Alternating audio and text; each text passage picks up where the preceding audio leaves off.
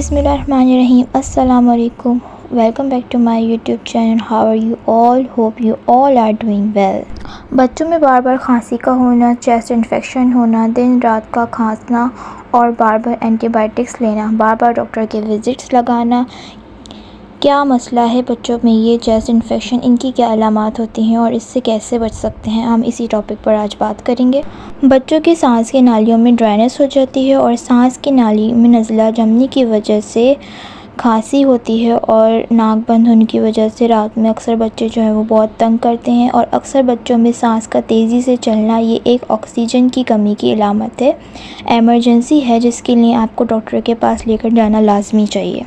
और जिन बच्चों को बार बार नाक का बंद होना, नाक की एलर्जी यानी नाक का ज़ुकाम, नाक बहती रहती है और बार बार नाक मलते रात में अक्सर सो नहीं पाते, इसको हम एलर्जिक राइनाइटिस कहते हैं।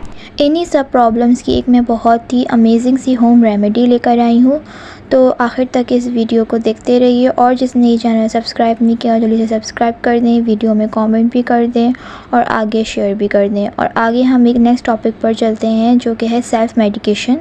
यहाँ पर मैं उन पेरेंट्स को एड्रेस कर रही हूँ जो छोटे से बुखार में अपने बच्चों को एंटीबायोटिक्स दे देते हैं, ये सोच के कि लास्ट टाइम हमारा बच्चा जब बीमार हो गया था तो हमने ये वाली इसको मेडिसिन दी थी तो इससे ठीक हो गया था, अगेन दे देते हैं तो अब भी ठीक हो जाएगा। अब जब अपने बच्चे को बगैर सोचे समझे आप ये सेल्फ़ मेडिकेशन करते हैं, किसी के कहने पे ये दवाई दे दी तो किसी के कहने पे वो दवाई दे दी, तो वक्ती तौर पर तो वो असर कर जाती है और बाद में जो बैड बैक्टीरिया होते हैं वो कम तो हो जाते हैं वक्ती तौर पर। अब जो एंटीबायोटिक्स आप अपने बच्चे को देते थे तो वो उसके जो है वो बैक्टीरिया वक्ती तौर पर कम हो जाते हैं और फिर बाद में आप नोटिस करें कि 5-6 मंथ बाद इन बीमारियों की जो फ्रिक्वेंसी होती है, जो परसेंटेज होती है वो ज़्यादा होना शुरू हो जाती है। अब आप नोट करते हैं कि एंटीबायोटिक की वो जो डोज़ असर नहीं कर रही है, अब आपके बच्चे को एक इन्फेक्शन के साथ मज़ीद इन्फेक्शन होना शुरू हो जाते हैं। कभी किसी डॉक्टर के पास लेकर भाग रहे होते हैं तो कभी किसी डॉक्टर के पास लेकर भाग रहे होते हैं। तो ये है कि इसी हवाले से एक बहुत ही अमेजिंग सी और इजी सी होम रेमेडी है कोल्ड एंड कॉफ़ की। यहाँ पे मैंने जो है वो मस्टर्ड ऑयल और सरसों का तेल ऑयल जो होता है वो सबके अमूमन घर पे होता है, तो इसको मैंने पहले अच्छी तरीके से गरम कर लिया था। उसके बाद 3 से 4 जो है वो लहसुन के जवे लिए थे। लहसुन के जवे को अच्छी तरीके से जलाना है। जलाने के बाद चूल्हा बंद कर देना है। चूल्हा बंद करने के बाद आपने हाफ़ टी स्पून जो है इसमें अजवाइन ऐड कर देनी है चूल्हा बंद करने के बाद, ताकि थोड़ा सा ऑयल ठंडा हो जाए। उसके बाद आपने इसमें अजवाइन ऐड करनी है ताकि मुंह पे छींटे ना आए।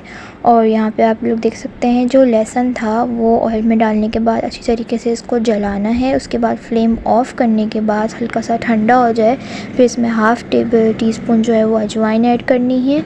अच्छा जी, ये जो रेमेडी है वो बेसिक आपको जो है वो सर्दियों में ही अप्लाई करनी है बॉडी पे बच्चों के, क्योंकि ज़्यादातर जो चेस्ट इन्फेक्शन, फ्लू कफ़ वगैरह होता है, कोल्ड कफ़, वो सर्दियों में ही और सर्दियों की शुरुआत में ही होता है। और ये रेमेडी जो है वो उनके लिए बेस्ट है जिन बच्चों की जो वो पहली सर्दी होती है। फिर इसको अच्छी तरीके से ठंडा करने के बाद हम इसको ड्रेन कर लेंगे किसी जार में, बॉटल में आप बना कर रख लें। ये आराम से 2-3 महीने आप चला सकते हैं। अगर आप फ़्रेश बनाना चाहें तो उसको फ़्रेश भी बना सकते हैं वीक टू वीक, लेकिन मैं जो हूँ आराम से 1 महीने तक का इसको जो है वो बना के रख लेती हूँ और अगेन जब ख़त्म हो जाता है तो उसको अगेन बना लेती हूँ। अब इसको लगाने का तरीका क्या है कि बिल्कुल 2-3 ड्रॉप आपने हाथ में लेने हैं और बच्चों के पाँव के तलवों पे इसको अच्छी तरीके से जज़्ब करना है। और ये मैं आपको अगेन बताऊंगी, ये रेमेडी जो है वो गर्मियों में बिल्कुल भी अप्लाई मत करिएगा, क्योंकि अजवाइन और लहसुन जो है वो बहुत ज़्यादा गर्म होता है और ये रेमेडी जो है वो सर्दियों के लिए है, विंटर के लिए, कोल्ड कफ़ के लिए है। तो सिंपल इसको आप हाथ में लेकर जैसे मालिश करते हैं नॉर्मली ऑयल से बच्चों की, तो उस तरीके से इसको पाँव के तलवों पे लगाएं, आगे चेस्ट पर लगाएं, पीछे पीठ पर, पसलियों पर लगा सकते हैं आराम से, और वो भी रात के टाइम सोने से पहले। तो ये इजी बहुत है और बहुत फ़ायदेमंद भी देती है। और ज़रूर इस रेमेडी को फॉलो करें, अपने घर में ऑयल बनाकर रखें। और प्लीज़ बच्चों को 1 साल से पहले और 1 साल के बाद तक भी एंटीबायोटिक और कोई भी सेल्फ मेडिकेशन नहीं करें। किसी के कहने पर कोई भी दवाई मत दें, क्योंकि बच्चे की बचपन की सालों की इम्यूनिटी जो होती है वो बचपन में ही ख़त्म कर देते हैं हम बिला वजह की फ़िज़ूल की दवाइयाँ देकर।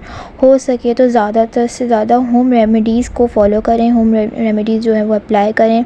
अगर उससे भी ठीक ना हो तो फिर आप इन केस उस पर आप डॉक्टर से विज़िट कर सकते हैं। और अच्छे डॉक्टर जो होते हैं वो हमेशा जो एंटीबायोटिक को जो है वो एक्सक्लूड कर देते हैं। तो ये है हमारा आज का टॉपिक और व्लॉग। मैंने अक्सर ये हुरैन के लिए जो है वो सर्दियों में बनाती हूँ, तो सोचा कि मैं अपने व्यूअर्स के साथ भी ये चीज़ शेयर करूँ। उम्मीद है कि आपको ये मेरी वीडियो अच्छी लगी होगी। अपना बहुत सारा ख्याल रखें। अल्लाह हाफ़िज़, जज़ाकल्लाह खैर।